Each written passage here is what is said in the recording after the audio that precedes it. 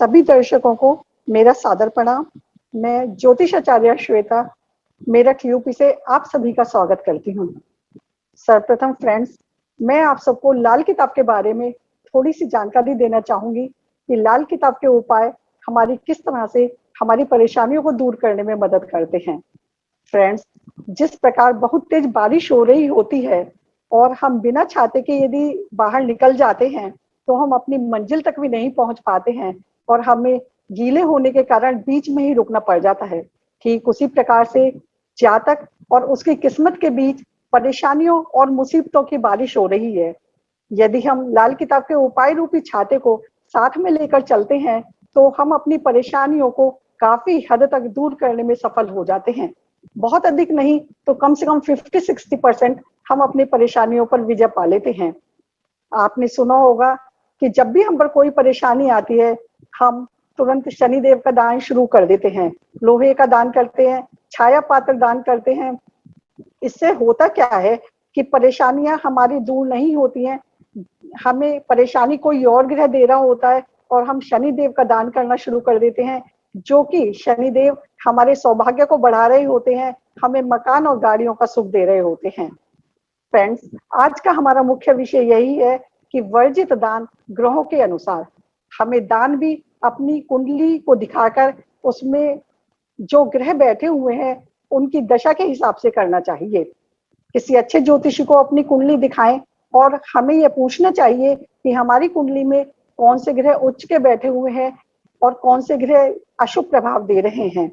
जो भी ग्रह कुंडली में उच्च के हों, अपने घर के हों, उनका दान हमें कभी करना नहीं चाहिए और जो ग्रह अशुभ अवस्था में बैठे हुए हों उनका दान हमें कभी किसी से लेना नहीं चाहिए।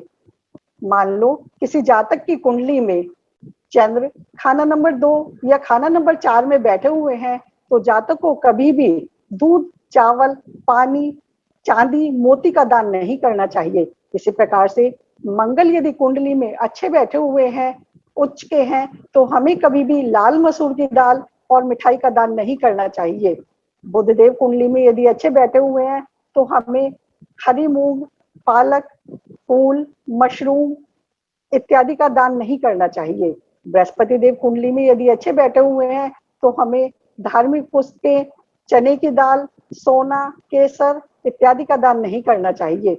इसी प्रकार से शुक्र यदि कुंडली में अच्छे बैठे हुए हैं तो कॉस्मेटिक, रेडीमेड गारमेंट्स का दान हमें नहीं करना चाहिए।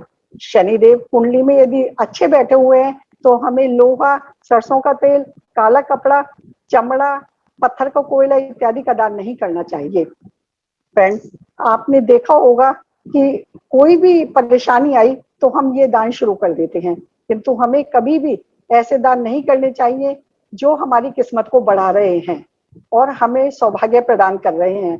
लाल किताब के उपाय हमारी किस तरह से मदद करते हैं? हमें ये तो लगेगा कि शेर दहाड़ रहा है, उसकी गर्जना हम तक पहुंचेगी और यदि हम लाल किताब के उपायों का सहारा लेकर चलते हैं तो केवल उसकी गर्जना ही हमें सुनाई देगी, वो शेर हमें आकर काटेगा नहीं। फ्रेंड्स, अब हम अपने मुख्य विषय पर आते हैं कि कुंडली में कौन सा ग्रह किस खाने में बैठा हो तो हमें किस चीज का दान नहीं करना चाहिए। चंद्र यदि खाना नंबर 6 में है और जातक यदि पानी का दान करने लगे, कुएं, तालाब खुदवाए, प्याऊ लगवाए, इनकी मरम्मत भी कराता है तो दिन पर दिन उसका परिवार घटने लगता है, मृत्यु उसके सिर पर मंडराने लगती है।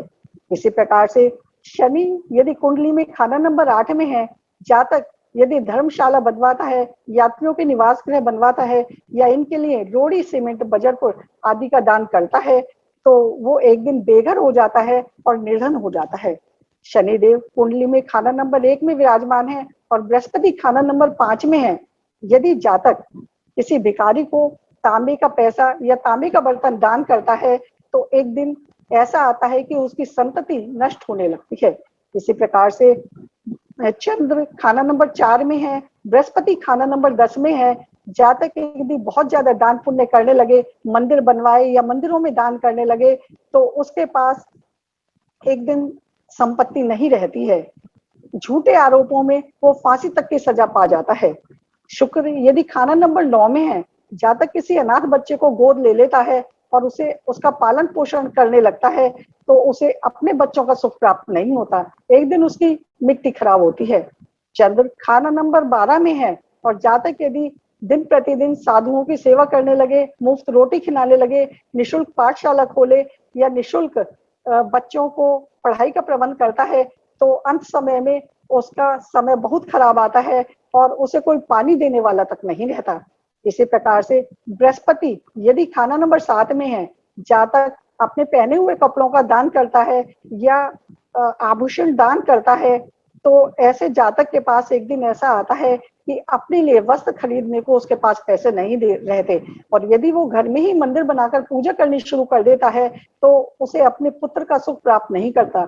यहाँ तक कि वो यदि गोद भी पुत्र लेता है तो उसका भी सुख उसे नहीं मिलता है। कुंडली में सूर्य यदि खाना नंबर 7 या खाना नंबर 8 में है और जातक सुबह शाम का दान करता है तो वो दान उसे जहर की तरह लगता है। मेरी ये सलाह है दर्शकों कि जब भी कभी हम कोई दान पुण्य करें तो हमें हमेशा अपनी अच्छे ज्योतिषी को कुंडली दिखाकर ये अवश्य पूछ लेना चाहिए कि किस ग्रह का दान हमें करना चाहिए और किस ग्रह का दान हमें नहीं करना चाहिए। फ्रेंड्स, जो दुकान हमें खाने पहनने को दे रही है, जो हमारे सौभाग्य को बढ़ा रही है, क्या हम उस दुकान का दान करना चाहेंगे? हमारा आंसर होगा नो। बिल्कुल ठीक, हम कभी भी उस दुकान को गिफ्ट नहीं करेंगे जो दुकान हमारे सुख समृद्धि को बढ़ा रही है। आज के लिए बस इतना ही।